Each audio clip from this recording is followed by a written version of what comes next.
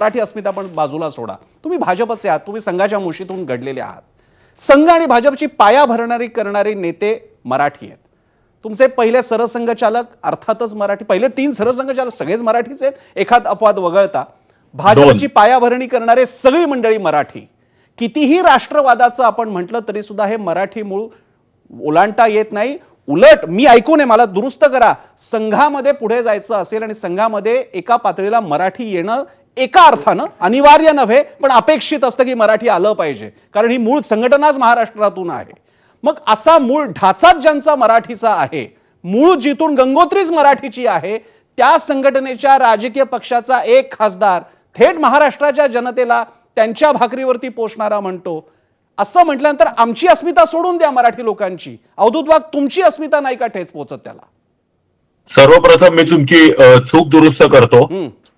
संघ जरी नागपूरमध्ये 1925 ला स्थापन झाला तरी संघाला फक्त मराठी महाराष्ट्र पुरतं मर्यादित करू नका. संघ ही निशेष हिंदूंची संघटना करण्यासाठी तयार झालेली एक व्हॉलंटरी ऑर्गनायझेशन आहे आणि तेच संघाचं अंतिम ध्येय आहे. त्यामुळे सर्व भाषा या आम्ही समान मानतो. याच्यामध्ये आम्ही कुठेही संघामध्ये मराठीला उजवं किंवा डावं माप दिलं जात नाही. किंबहुना परवाच झालेल्या एका पत्रकार परिषदेत आमचे बौद्धिक प्रमुख सुनील आंबेकरजी यांनी स्पष्ट शब्दात संघाची भूमिका मांडली. संघ मातृभाषेतील शिक्षणालाच प्रोत्साहन देतो. प्रत्येक राज्यामध्ये त्या राज्याची जी मातृभाषा असेल त्या मातृभाषेतून मुलांना शिक्षण मिळावं याबद्दल संघ अतिशय नेमकेपणाने व्यक्त होतो. दुसरी गोष्ट आहे की भारतीय जनता पक्ष महाराष्ट्र हा देखील महाराष्ट्रामध्ये फक्त आणि फक्त मराठी हीच प्राथमिक भाषा असली पाहिजे, प्रथम क्रमांकाची भाषा असली पाहिजे याबद्दल ठाम आहे आणि त्यासाठी आम्हाला आमचे जे दिल्लीचे नेतृत्व आहे त्यांचं सबळ पाठिंबा आहे. दुसरा जो प्रश्न आहे मराठी भाषेच्या अस्मितेचा मला ठेच पोचली की नाही, तर मला स्पष्टपणे असं वाटतं की पक्ष कोणाचे काही असू देत, जर हा महाराष्ट्राची समस्या आहे तर महाराष्ट्राची समस्या सोडवण्यासाठी आम्ही सगळे सक्षम आहोत. या प्रश्नामध्ये इतरांनी उगाच नाक खुपसू नये, त्यांच्या नाकामध्ये आम्ही बोट घातल्याशिवाय राहणार नाही. तिसरी गोष्ट म्हणजे नरुआ असू देत किंवा काय त्याचं निशिकांत दुबे असू देत, हे दोघेही जरी भारतीय जनता पक्षाचे नेते असले तरी त्यांचं ह्या मुद्द्याबद्दलचं वक्तव्य हे त्यांचं वैयक्तिक आहे. आम्ही त्याचं समर्थन करत नाही आणि त्याचा भारतीय जनता पक्षाशी काही संबंध नाही. किंबहुना त्यांनी अशा संबंधामध्ये निष्कारण नाक खुपसून मला वाटतं की मराठी लोकांना डिचवलं आहे. नक्की आपल्या भाषेबद्दल अभिमान व्यक्त करत असताना दुसऱ्या भाषेबद्दल असं बोलणं हे नक्कीच वाईट आहे आणि निषेधार्ह आहे. त्यामुळे या दोन्ही गोष्टींचा भारतीय जनता पक्षाचा प्रवक्ता म्हणून मी ऑफिशियली याचा निषेध करतो. आता हे झाल्यानंतर मराठी भाषा जी आहे ही या मराठी भाषेला पुढे कसं न्यायचं, ही स्वातंत्र्यवीर सावरकरांची भाषा, ही छत्रपती शिवाजी महाराजांची भाषा, ही ज्ञानोबाची भाषा, ही एकनाथ तुकाराम नामदेव चोखामेळ्यांची भाषा आहे. या भाषेला पुढे कसं न्यायचं हे महाराष्ट्रातले नेते, महाराष्ट्रातले भाषा तज्ञ, शिक्षण तज्ञ, महाराष्ट्रातली जनता ठरवेल. तुमचा काय संबंध? तुम्ही का बोलता? तुम्ही का नाक खुपसता?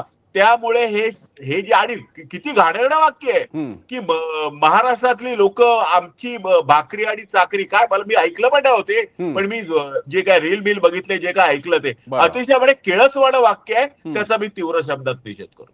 अवधूत वाघजी, आपण निषेध केला, चांगली गोष्ट आहे. त्या मानानं लोकांना हे एक वाक्य अपेक्षित होतं की आपल्याकडनं, आपल्या पक्षाकडनं अशी काही भूमिका घेतली जावी आणि ती तुम्ही घेतली, याचं स्वागत सुद्धा आहे. प्रश्न असा आहे की कदाचित तुमच्या नजरेतून सुटलं असेल, तुम्हाला माहित नसेल, स्वाभाविक असेल, पण निशिकांत दुबे यांनी आता थोड्या वेळापूर्वी ट्विट करून जे बोलले तेच परत बोललेले आहेत आणि ठाकरेंवर टीका केलेली आहे. त्यातली ठाकरेंवर टीका त्यांनी जरूर करावी, तो त्यांच्या राजकारणाचा मुद्दा आहे. पण पुन्हा पुन्हा महाराष्ट्र आणि मराठीबद्दल मंडळी बोलत असतात आणि शिवाय हे दावा करतात तुम्ही महाराष्ट्राच्या बाहेर या, तुम्हाला आपटून आपटून मारू, असा विचार 12 कोटीच्या महाराष्ट्रानं 1.25 कोटी MMRD रिजनमध्ये राहणाऱ्या मराठी माणसानं करायचा विचार केला तर काय उद्भवेल परिस्थिती? पण अर्थात असं न वागणारा आपला मराठी माणूस आहे. प्रसन्नजी, असं आहे की मुद्द्याची गोष्ट मुद्द्यावर कोणीच आणू नये. कोणी कोणी अरे म्हटलं तर कार्य तर होणारच.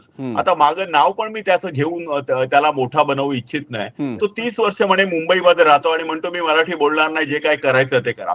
आता त्याने हे जे पुढचं स्टेटमेंट दिलं ना ते वाईट आहे. तो जर असं म्हणत असेल, इथपर्यंत तांबर असेल, मी मराठी बोलणार नाही, तर ठीक आहे, आपण एखाद्या वेळी म्हणू की ठीक आहे नको बोलू. पण ते पुढे काय म्हणतो, मग तुम्हाला जे काय करायचंय ते करा.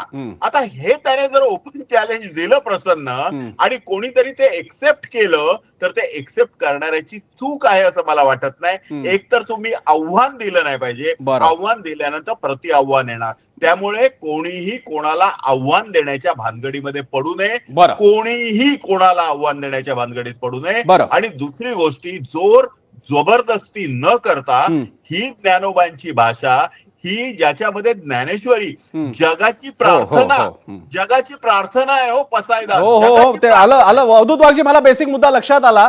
फक्त तुम्ही मगाशी असं म्हणाला की ही भाषा कुणाकुणाची म्हणताना तुम्ही स्वातंत्र्यवीर सावरकरांचं नाव घेतलं. त्यांनी एक संकल्पना मांडली होती, सद्गुण विकृती. तुम्ही आता बोलताना किती सहजपणे म्हणालात की जर का तो केडिया नुसता इतका म्हणाला असता की मी मराठी बोलणार नाही तर ठीक होतं, असं म्हणणं महाराष्ट्रातल्या अवधूत वाघांनी असं म्हणणं, मला सांगा अशी मुभा त्या माणसाला तमिळनाडू, केरळ, कर्नाटक, आंध्र प्रदेश, तेलंगणा किंवा वरती आणि कुठलं उत्तर भारतातलं राज्य असेल तिथं तो असं जाहीरपणे बोलू शकतो की मी 30 वर्ष राहतो पण मी मराठी बोलणार, काय तिकडची भाषा जी कुठली असेल बोलणार नाही.